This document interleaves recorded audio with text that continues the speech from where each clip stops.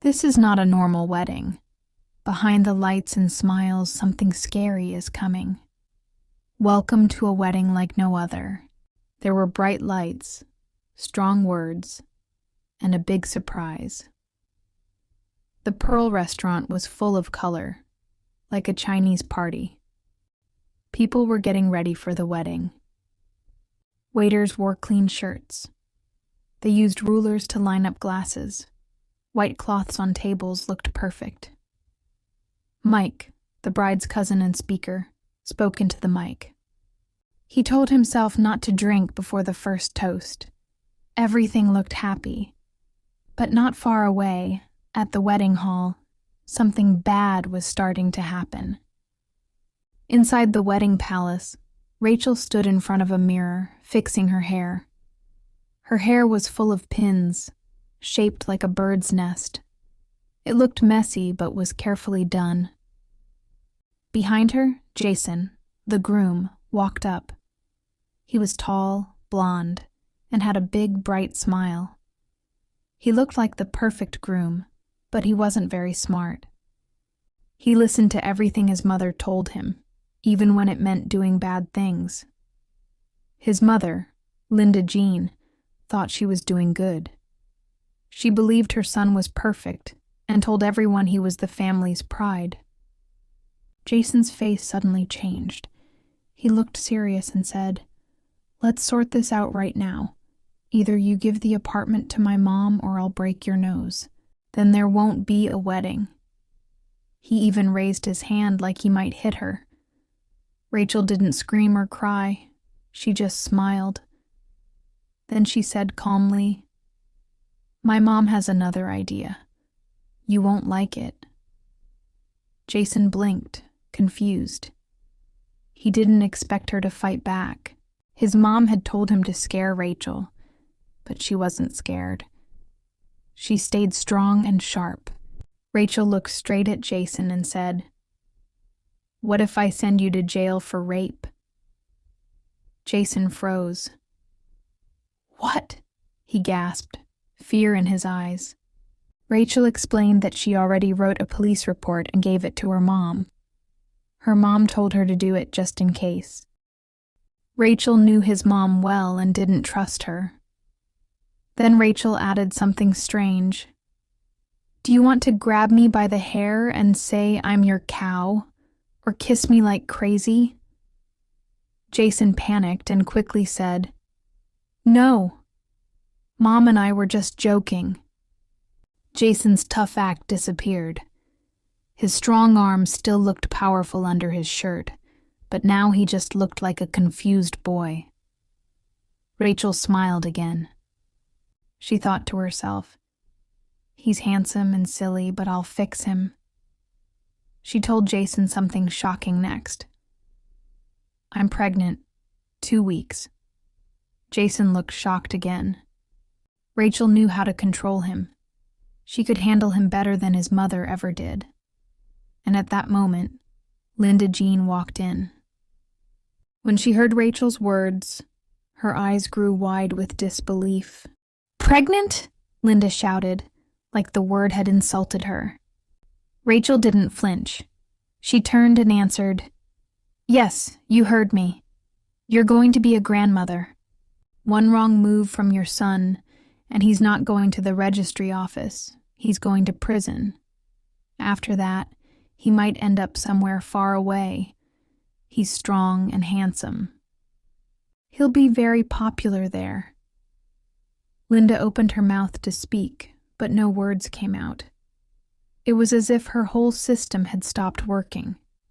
Even Jason stood silently, his face blank. Rachel stepped closer, still calm, and said, "Don't worry, I love him. We'll still get married. I'll make him into a good husband, not for you, but for me. He'll be under my control." Jason mumbled, "Mom, she's scaring me." Rachel answered, "No, darling, I'm not scaring you." She pulled his ear gently and whispered, "I'll reformat you like an old computer. New settings, new system." Then she gave him a kiss on the cheek and said loudly, You've got 20 minutes. Calm down, fix your bow tie, and remember, if you ever try to hurt me, I'll tear off your hands and give them to your mommy." 30 minutes later, the music was loud in the restaurant. Guests clapped and shouted as Rachel and Jason walked in, smiling. Jason looked nervous, as if he was sitting in front of a lie detector. His smile looked forced. Linda sat at the front table, her hands shaking. She looked like someone who had just stepped on a landmine. She kept looking at Rachel's mother, Laura Jean. Laura smiled back calmly. The two women locked eyes like lions ready to fight, even though they said nothing. The toasts began. To love. To the bride and groom. Mike, already drunk, raised a glass and shouted, "To Jason not dying too fast from married life." Rachel danced happily during the first dance. Jason moved carefully, like he thought she had a bomb under her dress. Rachel laughed and looked at Aunt Mary, who was yelling at a waitress about a dirty spoon. Jason whispered, "I'll be good. I'll do the dishes. Every day." Rachel nodded and replied, "Good, but do it with love." Jason nodded, nervous but sincere. "And what about the police report?" Jason asked. Rachel smiled. "Let it stay, just in case." Jason stood silent, then asked, "Do you love me?" Rachel thought for a second, kissed his nose and said, "Of course.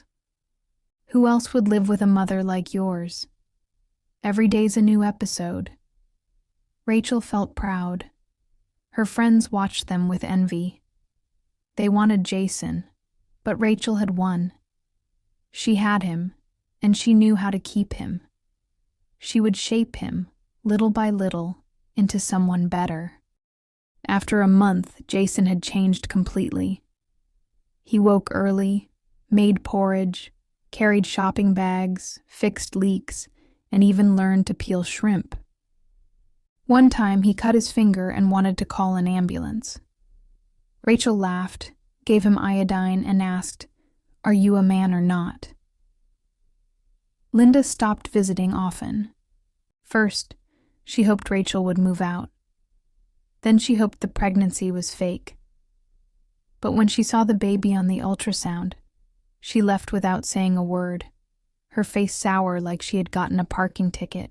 One day, Jason came home with flowers. He looked shy and whispered, "Mom wants to visit." Rachel raised her eyebrow. "What did you say?" He smiled and replied, "I told her not to risk it." Rachel nodded, pleased. Jason then asked, "Is that police report still there?" Rachel smiled. "Yes, sweetie, don't forget about it." She knew the report gave her power, not because she wanted to hurt him, but because it reminded him to be careful.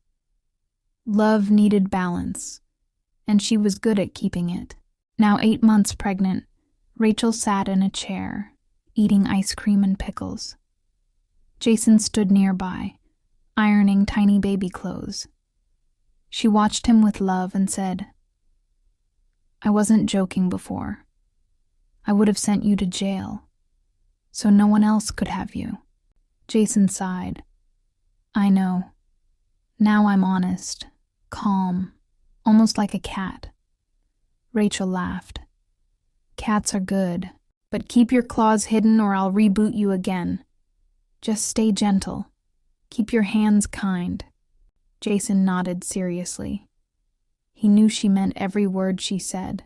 Jason looked at Rachel and said, "I promise. I'll stay soft and loving." He winked and added, "But only because I love you. And yes, maybe I'm a little scared." Rachel smiled, happy with his answer. She knew this mix of love and a little fear kept things balanced.